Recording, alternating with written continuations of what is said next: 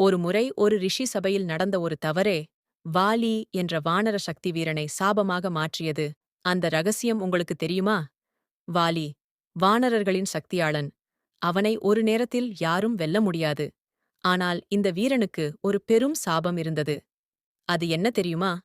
முனிவர் மதங்கர் ஒருமுறை தபசு செய்து கொண்டிருந்தபோது வாலி சாவிதான் என்று ஒரு ராட்சசனை அங்கே வந்து கொன்றான். அந்த ராட்சசன் மதங்கரின் ஆசிரமத்தில் உயிரிழந்ததால் முனிவருக்கு பெரிய கோபம் வந்தது. அவர் உடனே வாலியை சபித்தார். இந்த புனித அஷ்ரமத்திற்கு நீ மீண்டும் வந்து நெருக்கமாக வந்தால் உன் தலையென்றே உடைந்து சாகும். அந்த சாபம்தான் வாலிக்கு மிகப்பெரிய தடையாக இருந்தது. இதனால்தான் தான் சுக்ரீவன் வாலியை மதங்கர் சிரமம் அருகே அழைத்துப் போய் ராமரின் உதவியுடன் வாலியை அழிக்க முடிந்தது.